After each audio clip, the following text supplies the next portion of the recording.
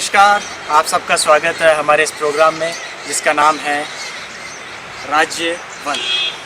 जी, राज्य वन में हम आपको दिखाना चाहते हैं कि हमारे राजस्थान में क्या क्या जानवर पाए जाते हैं और कौन कौन से जानवर पाए जाते हैं और कितने प्रकार के जानवर पाए जाते हैं। क्योंकि बहुत से लोगों को लगता है उनको ऐसा लगता है कि यहाँ पे जानवर नहीं है, राजस्थान है, सूखा है, पर ऐसा नहीं है। आप देख सकते हैं कि चारों तरफ हरियाली है, चारों तरफ हरियाली है, बारिश का मौसम हो रहा है, बहुत ही सुहाना मौसम है, हर कोई घूमना चाहता है और इस वक्त मैं भी टाइम निकाल कर घूमने ही आया हुआ।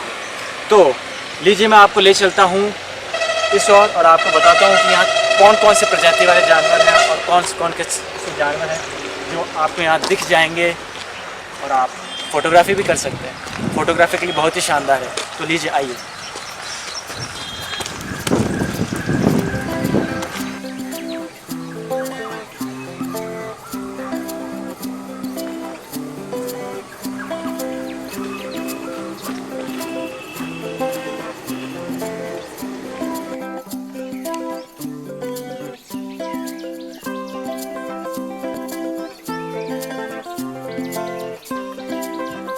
वैसे तो दुनिया में बहुत सी जगह है घूमने के लिए, लेकिन एक दफ़ा मेरी माँ ने कहा था कि बेटा, पहले अपनी भारत की मिट्टी चखो।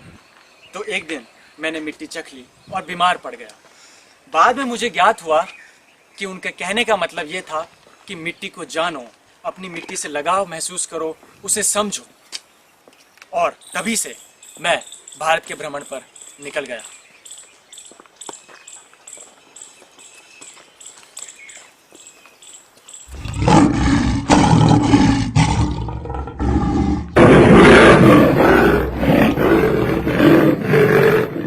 मैं आपको बताने जा रहा हूँ कि राजस्थान के कौन से प्रमुख वन्य जीव हैं। तो आइए, यहाँ के जो प्रमुख जीव हैं वो है बाघ, जिसको इंग्लिश में कहते हैं टाइगर, सियागोश, जंगली बिल्ली, भालू, लोमड़ी, बिज्जू, सेही, सांभर, चीतल। चीतल आपको यहाँ बहुत सारे मिल जाएंगे। चीतल आपको हर मोड़ पे आप जैसे चलेंगे आपको चीतल आपको दिख जाएंगे। बगेरा, तेंदुआ, चिंकारा भी आपको दिख जाएंगे और नीलगाय। तो ये है जो प्रमुख राजस्थान के वन्य जीव है जो आपको यहाँ हर जगह मिल जाएंगे। और ये बहुत ही खुशी की बात है कि अभी भी इतने बड़े हमारे राजस्थान में ये कुछ जीव बचे हैं और बहुत ज़रूरी है। राजस्थान सरकार को इन जीवों पर बहुत ध्यान देना पड़ेगा इनके संरक्षण के लिए, क्योंकि अगर यही जीव ख़त्म हो गए तो मुझे लगता है कि राजस्थान में फिर कोई जीव नहीं रह पाएगा और ये वैसे भी विलुप्त के कगार पर ही खड़े हैं। तो लीजिए, आइए हम आगे बढ़ते हैं। आइए अब बात करते हैं उसकी जो भारत और बांग्लादेश का राष्ट्रीय पशु है। जी हाँ, बंगाल टाइगर या कहें बाघ।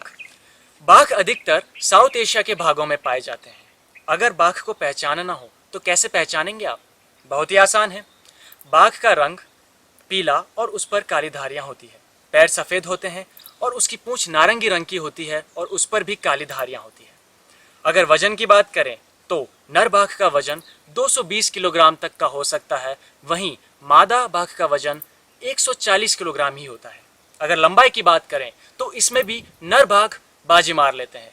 नर बाघ की लंबाई होती है 270 से 310 सेंटीमीटर के बीच में, वहीं मादा बाघ की लंबाई होती है 240 से 265 सेंटीमीटर के बीच में। ये मांसाहारी होते हैं और अकेले शिकार करना पसंद करते हैं। ये अधिकतर गुफाओं में रहना पसंद करते हैं। मादा बाघ अपने बच्चों को शिकार करना सिखाती है। बाघ ताकत का प्रतीक माना जाता है, परंतु आज यही बाघ कमजोर पड़ता नजर आ रहा है और विलुप्त होने की कगार पर है। भारत में 1500 से 1900 के बीच में इनकी संख्या रह गई है। इन्हें बचाने के लिए भारत सरकार ने एक प्रोजेक्ट शुरू किया है जिसका नाम है प्रोजेक्ट टाइगर, जो लगातार बाघों को बचाने और उनकी गिनती करने में लगी है। मेरी आप सभी से यही विनती है और गुजारिश है कि आप हमारे राष्ट्रीय पशु को बचाने के लिए भारत सरकार की मदद करें।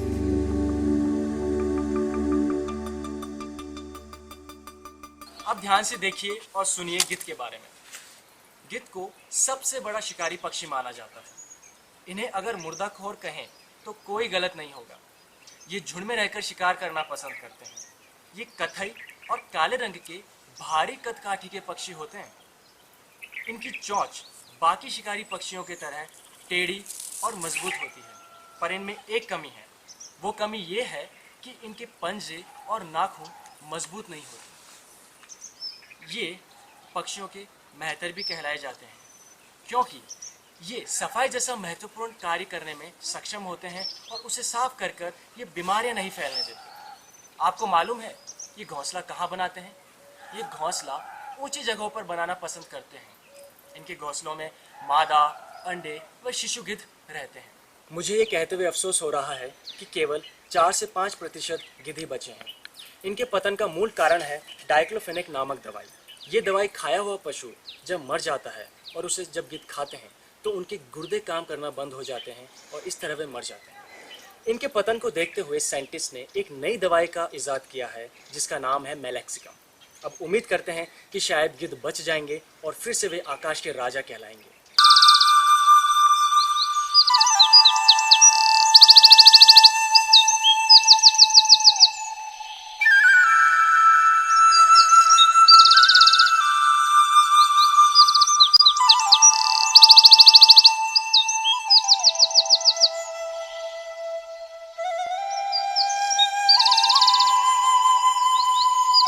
को दिखाता हूं एक अद्भुत चीज।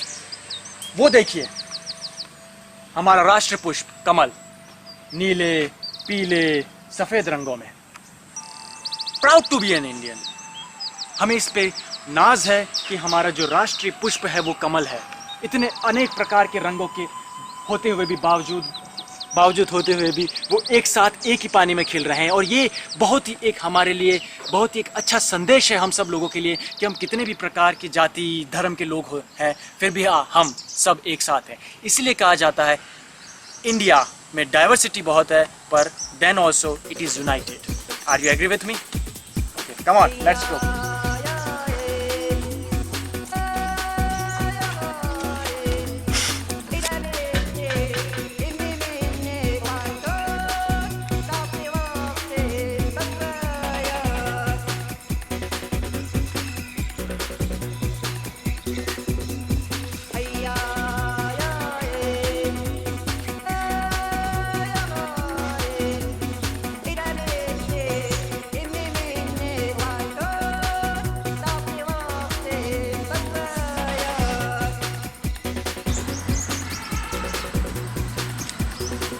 जैसे कि आप देख रहे हैं ये वाइटेक्स निकुंडा है, उसके पौधे हैं जो कि खांसी, ज्वर, कुष्ठ और श्वास के रोगों को दूर करने में काम आता है।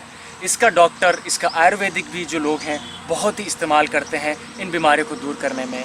और मानना है कि केमिकल्स ना लेके, जैसे दवाइयों में हमारे आजकल केमिकल्स आ रहे हैं, वो ना लेके अगर हम इनको लें तो बहुत ही लाभदायक होंगे हमारे लिए और बहुत ही नेचुरल चीज़ है, वैसे भी आप सब जानते हैं।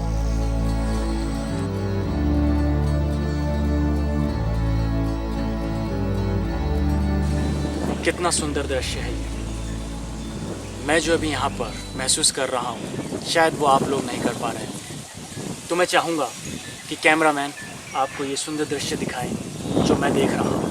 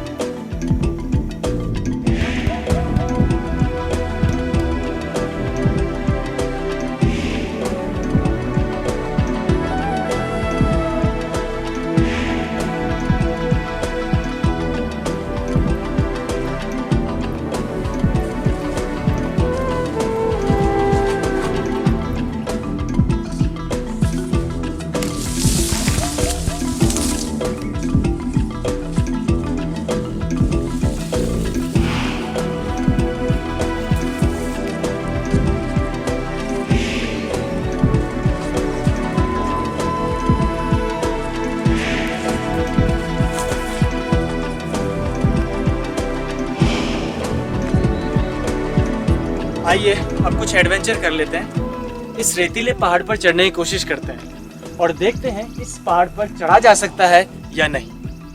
आइए।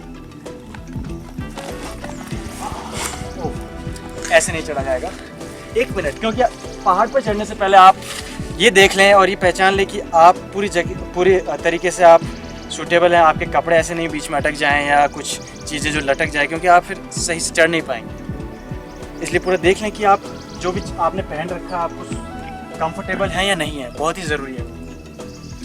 तो लीजिए अब हम चढ़ते हैं।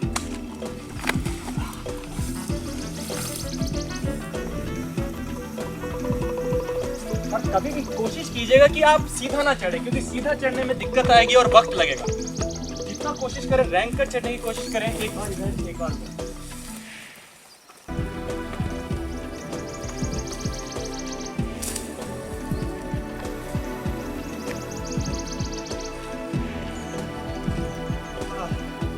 बहुत ही थका देने वाली चीज है ये। आखिर हम यहाँ तक तो पहुँच गए। थोड़ा सी मंजिल और बची है, थोड़ी उसको भी बहुत थक जाते हैं यहाँ तक चढ़ते चढ़ते।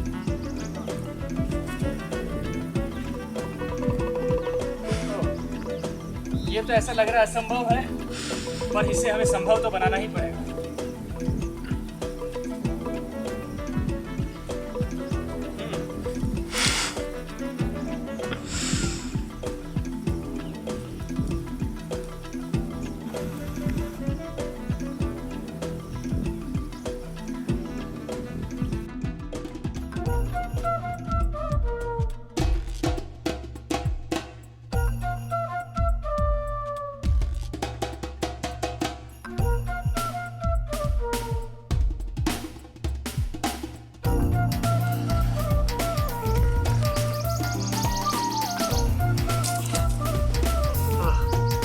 जितना मैंने सोचा था उससे भी कहीं ज़्यादा मुश्किल है ये चढ़ना।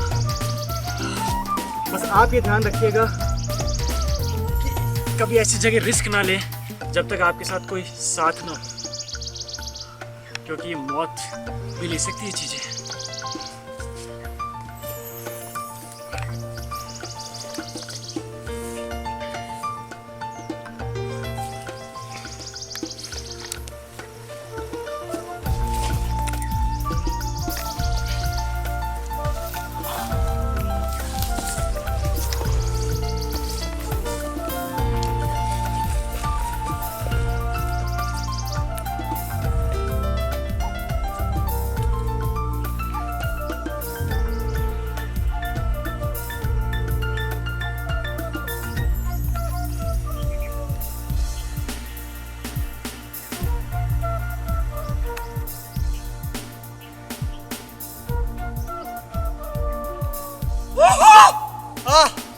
आखिर हमने जो सोचा था वो हो गया, अपनी मंजिल तक पहुंच गए।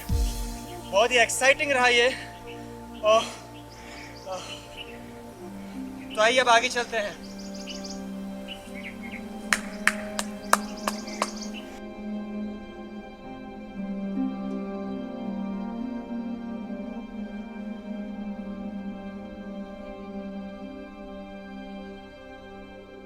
अभी तक हम सभी ने एक सुंदर और अद्भुत वातावरण देखा, पर अब मैं जो आपको दिखाने जा रहा हूँ वो एक भयानक सच्चाई है, जिससे आप सभी वाकिफ तो होंगे पर असल में रूबरू नहीं।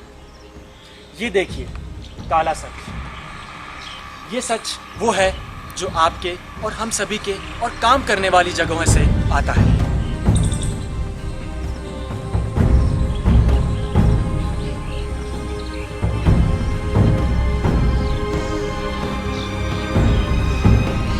अब आपको तय करना है कि इस काले सच के साथ आपको पूरी जिंदगी रहना है या इसे झूठा साबित करना है। ये दुनिया हमारी है, ये वातावरण हमारा है, इसने हमें बहुत कुछ दिया है। हमारा बस इतना सा फर्ज बनता है कि हम इसे साफ स्वच्छ रखें और सुंदर बनाएं। इन्हीं शब्दों और इसी सीख के साथ अब मैं आपको अलविदा कहना चाहूँगा, लेकिन अगली बार एक नई जगह और एक नई सच्चाई से मैं आपको मिलवाऊँगा। परंतु आज जो हमें सीख मिली है उस पर ज़रूर अमल कीजिएगा। खुश रहिए, मज़े कीजिए। तब तक अलविदा।